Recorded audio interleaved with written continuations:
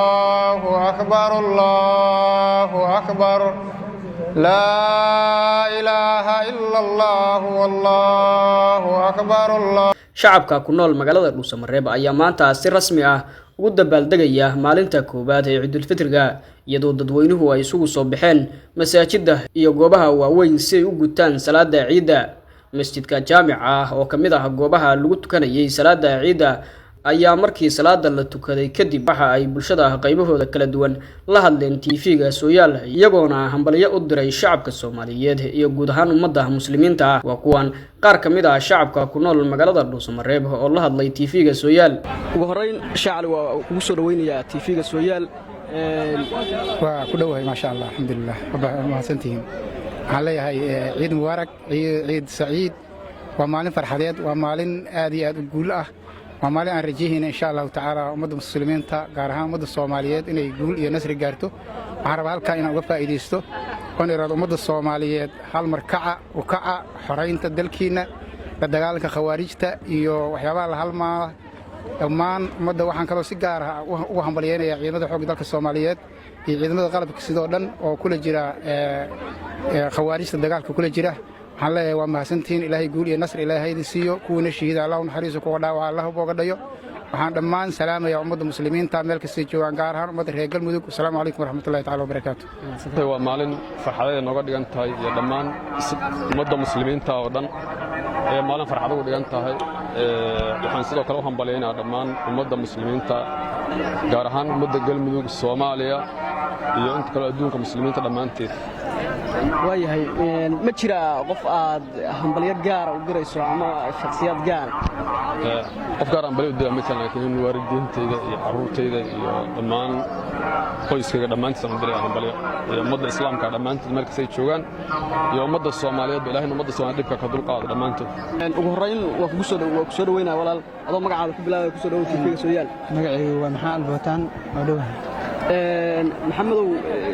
maanta waa maalintii koobaad ciida Dhuusamareeb sidee baa lagu yidhi maxay maanta kaaga dhigan tahay? wallaahi ciid mubaarak marka hore aan leeyahay maanta Dhuusamareeb waxa looga ciiday si wacan oo wanaagsan looga ciiday magaalada waxa ka dareemay damaashaadka iyo farxadka iyo reebaanta ka dareemay waa maalin isku wada hambalyeeyo Dhuusamareeb farxadda ciida si saa'id looga dareemay xamaasada. waayahay ma jira qolo gaar ah oo aad halkaan hambalyo kale wallaahi anigu maxaa albataan ahaan marka laga soo tago gudoomiyaha ururka bulshada ahay waxaan marka hore rabaa inaan u hambaliyo waalidkayga hooyaday macaan iyo aabbahay iyo walaalihii iyo qaraabadii asxaabta dhammaan waxaan rabaa si gaar ah inaan ugu hambaliyo boqoradeeda waxaan rabaa inaan hambaliyo gaar ah u diro tiimkayga bulshada inaan dhaho kullu caam wa antum bikhayr dhammaantiin intaas iyo dhammaan ummadda Soomaaliyeed waxaan rabaa hambaliyo inaan u diro. marrayn walaal ku soo dhawow TV-ga Sooyaal adoo magacaada ku bilaabay. ku dhawahay magacaygu waa Maxamed Macalin Saadaq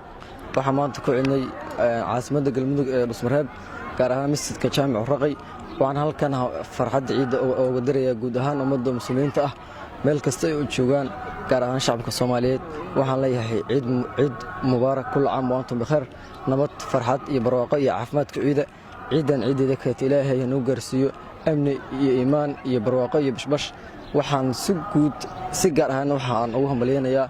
bulshadaan ku dhaqan caasimadda Galmudug ee Dhuusamareeb waxaan leeyahay ciid mubaarak taqabbalallahu minna wa minkum salih al-a'mal. si weyn ayaa laga iidayaa marka alxamdulillah farxad waaye waa maalin farxadeed ma sha Allah inkastoo hadda taaganahay masjidkii oo ugu weynaay masjidka Raxma waa masjidka Raqayga ما شاء الله وحصل dadka inta badan meel kasta oo iska yimaadeen oo hadda waa aragtaan u jeedaan alxamdulillah waa maalin farxadeed ma jira qolo gaar ah oo aad halkaan hambalyo ka leedahay waa jiraan waxaan ugu hambaleynayaa marka koobaad waalidkayga runtii dhalay hooyo aabe qaraabadayda asxaabtayda bulshada muslimiinta meel kasta joogaan ayaan u dirayaa. ugu horeyn waxaan kugu soo dhaweynayaa TV-ga Sooyaal adoo magacaada ku bilaabay. magacaygu waa Cabsaan Gacmo Dheere oo aadan mahadsan tahay ciid mubaarak aan leeyahay adiga iyo dadka kale Soomaaliyeed gaar ahaan kuwa reer Galmudug gaar ahaan kuwa Dhuusamareeb. Cabdisalaanow maanta bulshada Dhuusamareeb waxay iidayaan maalintii koobaad Ciidul Fitriga markii laga soo tago dadka shalay haddaba dadka shalay iyo maanta maxaa farqiga u dhaxeeyo oo ay ku kala bedelan tahay? أنا horta waxaan ka mid dadka shalay ciiday maantana ciidaya ciid weli waa socotaa maamo kale xataa noo haray marka qof kastana waxaa laga yaabaa dadka shalay ciiday waxay ka heed dadaal ku maanta ciidan ayagana dadaal ka heedo qof hadda xaq darro macnaha ku tala galay inuu sameeyo aniga ma maleynaa inuu jiro marka qodadii shalay ciidoon ka mid ahaan waxaan leeyahay hambaliyo ciid mubarak ku maanta ciidana waa kula daaranay ayagana waxaan leeyahay hambaliyo ciid mubarak meel kasta aad joogtaan daafaha dalka dibadda galmudug Soomaaliya meel kasta aad joogtaan waxaan leeyahay ciid mubarak horeyn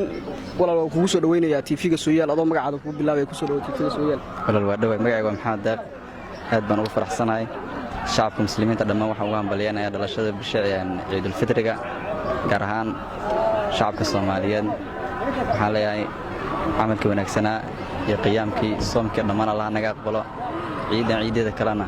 nabadii barwaaqo Ilaahay nagu gaarsiiyo kuwaas waxay ahaayeen bulshada ku nool magaalada Dhuusamareeb oo hambalyo u dirayay shacabka Soomaaliyeed gaar ahaan bulshada reer Galmudug Cabdullaahi Cabdi Xirsi TV-ga Sooyaal Dhuusamareeb